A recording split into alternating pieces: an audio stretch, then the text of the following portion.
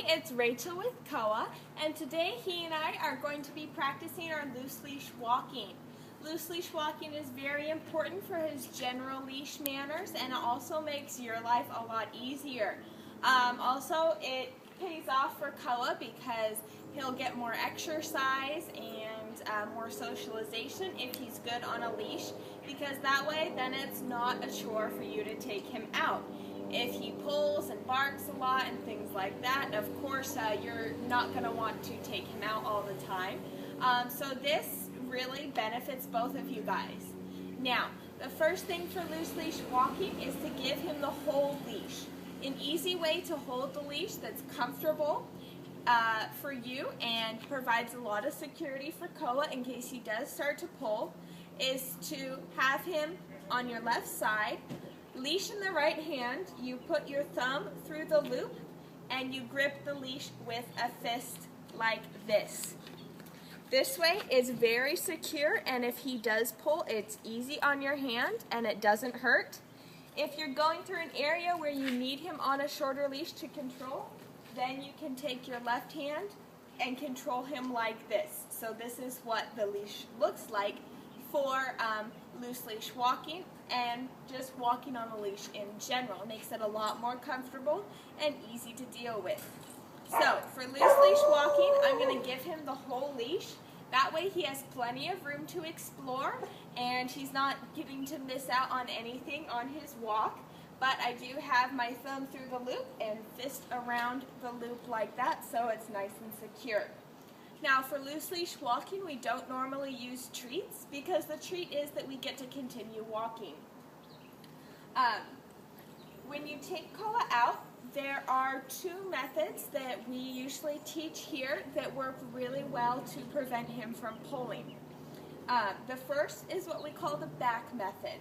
Now, when you give Koa the full leash, you can definitely tell when he starts to pull. So as soon as your arm goes up like that and he's pulling, then you know it's time to correct him. So for the back method, what you do is as you're walking, he starts to pull. So you plant your feet right where you are, and then you either snap your fingers or pat your leg and say, Koa, back. And he comes right to you like that, and there's already some nice slack in the leash. As soon as there's that slack in the leash, then you can continue your walk.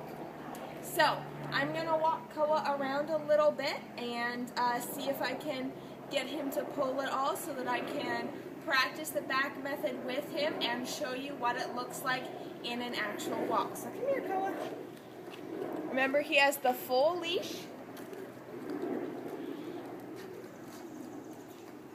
Go back. Good boy. Go back. Good boy. Go back. Good boy.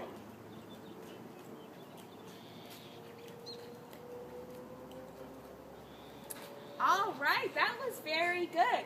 Now we are in kind of a small area, but still, even after just 3 times, Koa is already walking on a loose leash for a lot longer period of time than before. So that's really good to see. He responds well to it. Now, when you tell him back, it's not like come, where you have to get him to come all the way to you, like this. Koa, come. You don't need him to do this. You just need him to step back so that you have a nice loose leash for walking. Up, Koa, back. Good boy. Koa, back. Good boy. Koa, back. Good boy.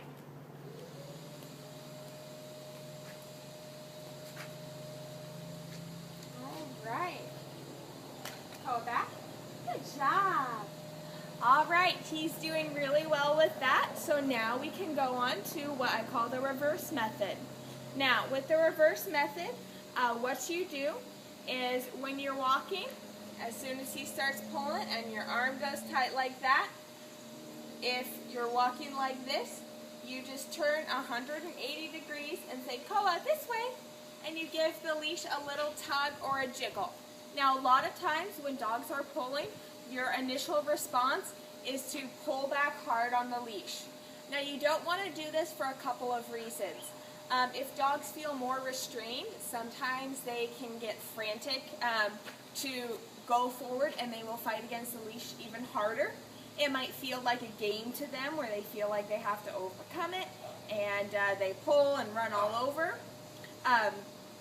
Also, if the leash is tight, you can't offer him correction. Why we pull on the leash to correct, it's to give a different stimulus to him than what he's receiving. So if it's already pulling really tight and then you keep pulling, he doesn't feel a difference and he doesn't know what you mean. But like right now, if he has a loose leash and I give him a couple tugs like that, just quick, sharp tugs that aren't painful to him, it gets his attention. So it's a lot better for getting his attention when he's not on a tight leash. Also, another thing is with lots of time of him pulling on a leash and not walking well on a leash, the collar can also cause some laryngeal damage to the dogs. And so by practicing these good loose leash walking habits now, you can help avoid that for him. All right, now with the back method, the point of that whole spiel is that when he gets on a tight leash, you just give a tug or a wiggle and say, come on this way, and he responds. Now, you'll start walking in the other direction. If he doesn't respond by a little wiggle or tug of the leash, then you walking in the other direction will get his attention. All right, so let's practice. Come on this way.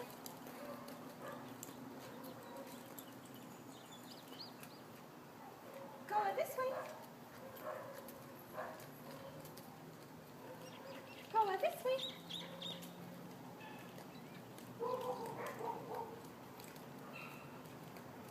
Go this way. Go this way. Go this way. All right, now he responds well to that too. It's pretty hot out here, so I know that he's tired and not wanting to do much, but that's perfectly understandable.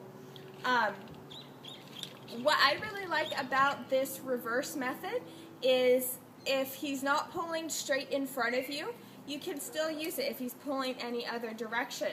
So if he's pulling to the side like this, I don't have to turn the full 180 degrees, I just turn 90 degrees because that's 180 from him and say, Koa, this way. And we can continue like that. If he's lagging, I can say, Koa, this way, and get him up to me like that. So any pulling in any direction, the reverse method, it's not always a complete reverse, but it can be really effective for getting him to walk loosely on a leash that way. Now, one of the key things to loose leash walking is now that he knows the methods and that you know them as well, is to never ever let him get away with walking or pulling on a leash. You need to practice this a lot. I would suggest walking him every day for at least 20 to 30 minutes and always practicing the loose leash walking. As you can see from earlier, it just took 3 or 4 times of correcting him until he walked on a loose leash for a lot longer period of time. So with walking him for 20 to 30 minutes a day and practicing this at home, in a few weeks it will start just to become habit to him. He'll know that when the leash goes on, he will know how he's supposed to walk, and it will be normal and natural for him. And that makes both of your lives a lot easier. Overall, go this way. Overall, he's done a really good job. He's not pulling and running, going crazy in here. Go this way. But he is kind of wandering around, and so he's easy to correct. I would suggest trying out both methods quite a bit and getting into different situations where you can try each method. For example, if you're taking him from the car to the vet's office, it might be kind of hard to always do the reverse method because if he's pulling a lot, you're just going to be turning around back and forth the whole time. So with a short, clear destination like that, the back method might be a little bit easier. But like I told you before, if he's pulling in other directions, the reverse method works well for that. So depending on what he responds best to and on your situation, that will tell you which method to use, but definitely try them both out and see which one he responds the best to. I hope this helps. This was Rachel and Koa, and we are working on loose leash walking.